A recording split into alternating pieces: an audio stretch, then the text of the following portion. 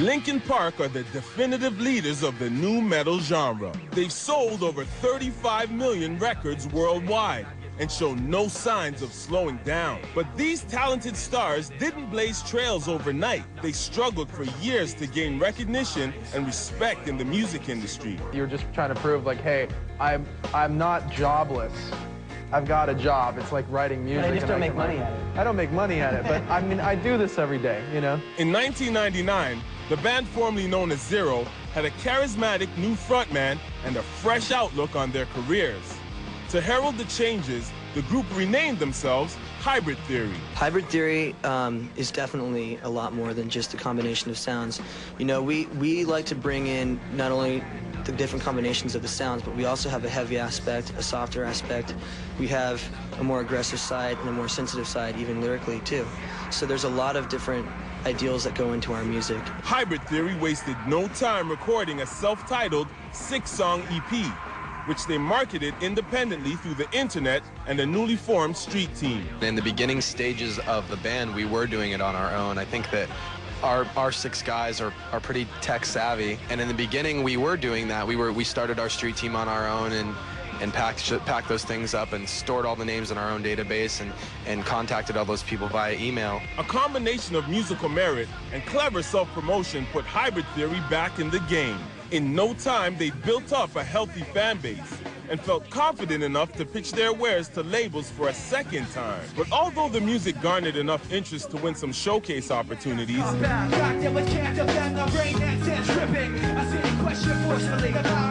there were still no offers on the table. We pretty much just focused all of our energy on the songs, and that really was our basis for what we wanted to do. And then after we got the songs together, we put the demo together, and then we started showcasing for the labels and doing a few shows here and there. By 2000, the band was at a standstill.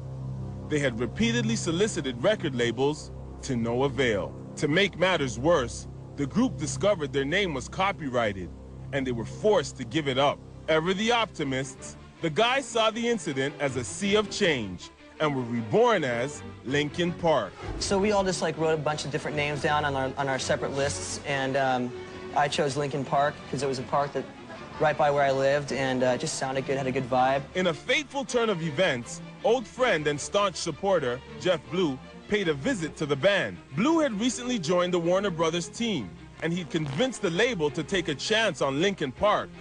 They were finally getting their break. Ready to start a rock and roll revolution, the guys seized the opportunity and never looked back. In October 2000, Linkin Park proudly presented their label debut, Hybrid Theory, to the world. And the world responded. Within 5 weeks of the album's release, it sold over 500,000 copies. Gold records, sold-out tours, and massive airplay took Linkin Park from starving artists to megastars in the blink of an eye. When we started and Mike and Brad were originally working on music on a 4-track, I think the point of everything was just to enjoy ourselves and do something that we love, which is write and play music. The album spawned smash hits like Crawling and In the End. But in the end, it doesn't even matter. While the first single, One Step Closer, became the rock anthem of 2001.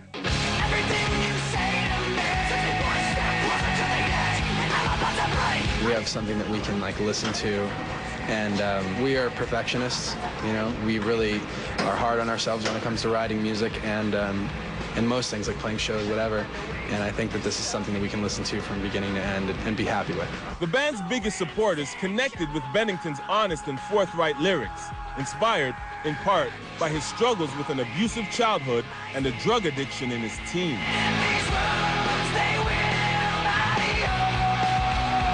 Crawling is a really emotional song. It's got a lot of very deep lyrics, and it's kind of like admitting something that you don't really like to admit, which is, having a problem with yourself. And sometimes you have to learn how to deal with living inside of your own skin and being the person that you are, day to day. And that's not something to be ashamed of or anything like that. It's just something that isn't always peachy. He said he may write something that's really like straight ahead, whereas I might write something that's really like what our producer Don would say, poor me. Like I write a lot of stuff that's just like, oh God, I'm so bummed or whatever. But we find a way to put those things that are a little more, hopefully a little more intelligent than like just whatever comes out of your head, and work with them a little bit and come up with something we're really proud of. Hybrid Theory would go on to become the biggest selling album of 2001.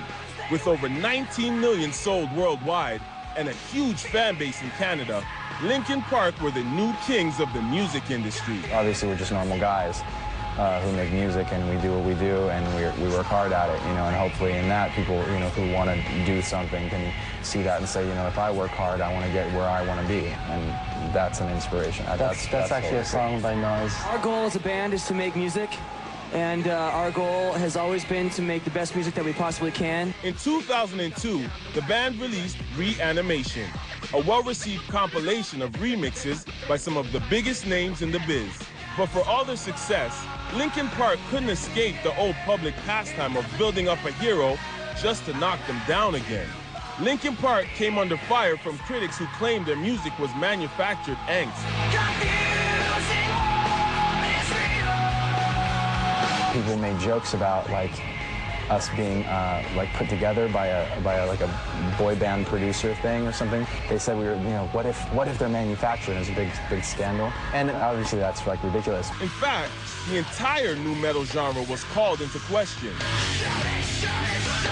criticized for being a part of the same star-making machinery that created prefab pop stars.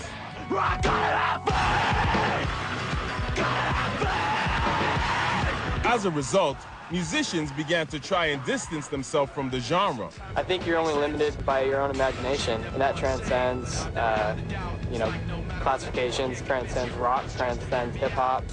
There's people all over the place that are doing all kinds of great things right now, and so we just like trying to take that to the next level. In 2003, Linkin Park fought back with a well-crafted sophomore release called Meteora. The band poured their hearts and souls into every last detail of the album. Working on Meteora took us 18 months to do it, just because it took us that long for us to be happy with it. And then when you're finished with it, you do hope other people are going to like it and enjoy it and be into it, but you can't control that. You can only please yourself first. The group wanted to shift the focus away from sales and instead aim for a personal best.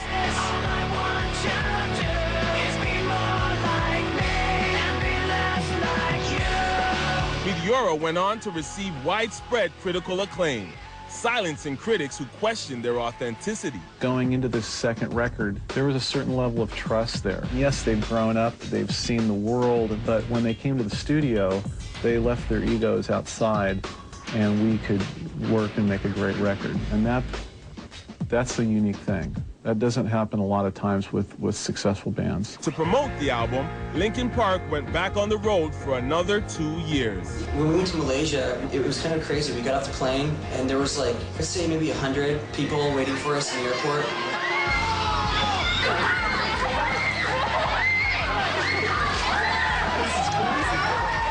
We just arrived in Malaysia, and there's a few people here to greet us. It was a little frightening.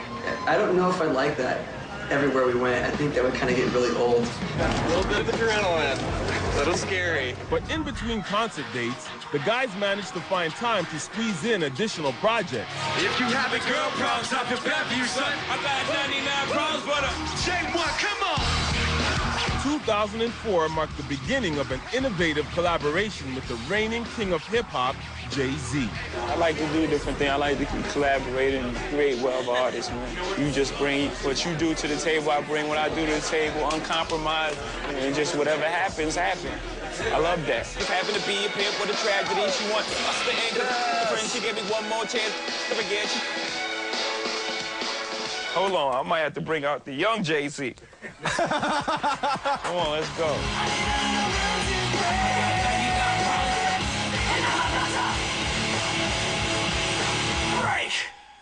Good, man. There's something about this song that says hit. If we could just get Jay-Z on this track, it'd be big. Bringing the concert